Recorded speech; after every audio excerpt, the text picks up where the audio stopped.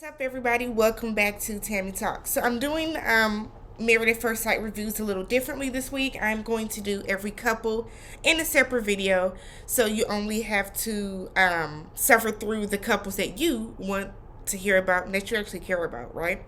So let's talk about Myrla and Gil. All right, so we starts off with Myrla and Gil having a conversation about um, Myrla changing her last name. Myrla does not want to change her last name because she wants to keep her last name because one, she says she likes it, and two, because to her it is a way to honor and represent her father. On one hand, I get that, but on the other hand, there are other ways that you can, represent your father. Gil suggested maybe that she hyphenate her name. She said no, she doesn't like that because it's too long, and then what will people call her? In my line of work, I do some name changes, and a lot of women, when they get married, simply take their last name, their maiden name, and put it onto their middle name. So it's still a part of their name.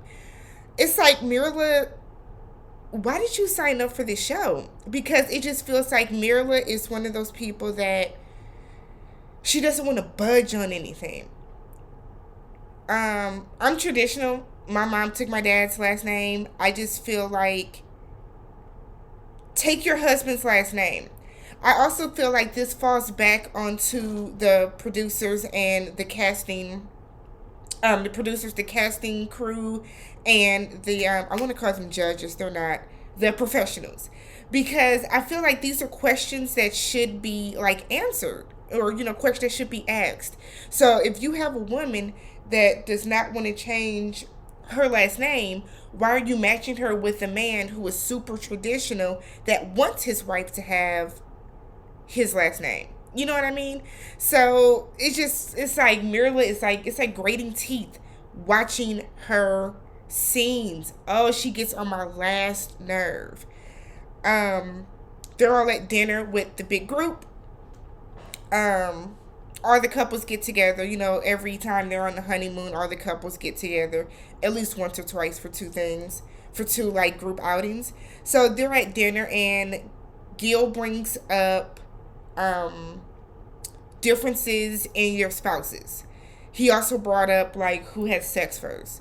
Gil talks too much. So it was clear that they were talking about political affiliation. While they never said how anybody voted or what anybody identified with, that was clearly edited out by the show, by Lifetime, which with good reason. We see Gil like making these scenarios, and he's like, okay, so if I'm Democrat and she's Republican, and Myrla was like, no, no, no, no, no, no, no, no, no, no, no. So we know that she's Democrat, but it was just weird the way that Gil kept trying to phrase it.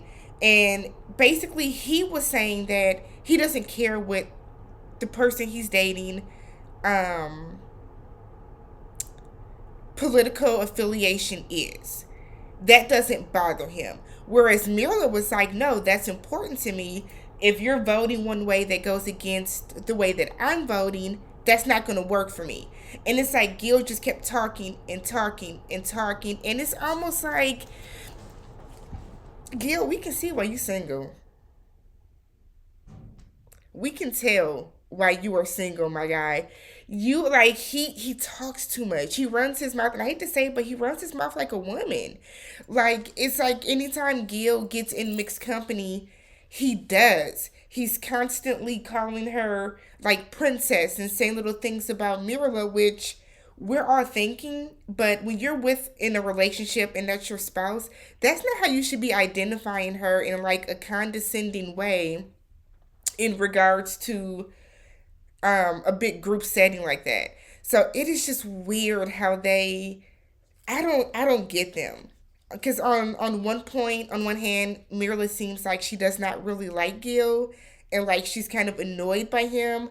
But on the other side, he seems like he doesn't really care for her, and she's annoying him with like her complaining and her high maintenance attitude that he talks of, that he says that she has.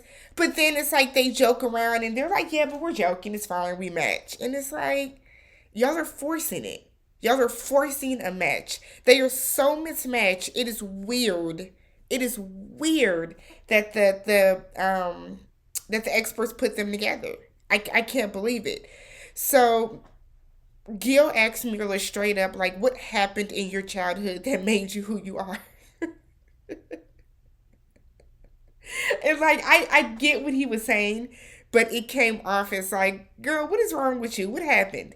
So Myrla said that she grew up poor, and because she was poor, she wasn't able to get the things that she wanted as a child. So she like buys those things now. And I guess to me that kind of, the way Myrla phrased it didn't make sense. So instead of her being appreciative for like what she is able to provide for herself now, she was basically saying, I didn't have this before, and so I want. And it's kind of weird the way that she phrased it. So I'm sure she saves, and I'm sure she like plans for the future and all that type of stuff. But she just seems like a person that, I couldn't get this stuff when I was a kid, so now I'm gonna buy everything in the world. You know what I mean? Gil says that he wants 7 to 8 kids. Myrla said absolutely not. Gil said he wants to adopt. Myrla says she is not open to adoption whatsoever. And when what did he say to her? He said something like, you're a horrible person, or that's rude, or something. So many kids out here need families. She just kind of looked and was like, so what? So it was kind of weird. And I mean, it could be the editing, but that conversation was yikes. But I'm glad that they're actually having the tough conversations that we see some of the other couples aren't having at all. They went out on the paddleboards. Gil did it. Myrla did not, of course. Myrla didn't seem to want to be out there. She kept saying it was cold. I'm not getting in the water. She complains for the sake of complaining. Is what I've come like. That is her personality. You know what I mean? It can be perfectly sunny and a perfect, I don't know, 80 degrees out, and she will find something to complain about with the weather. Sorry, my air freshener scares the hell out of me every time it goes off. But she always finds a reason to complain about everything. And after a while, it's like that kind of gets old. Like, you're too old, you're too grown, you're supposedly so mature, but you're complaining about everything. Like, even if you don't like something, just shut the hell up about it for a minute. And then finally, Myrla and Gil with this dog situation. Call me crazy. Call me crazy, but I'm actually on Myrla's side with this.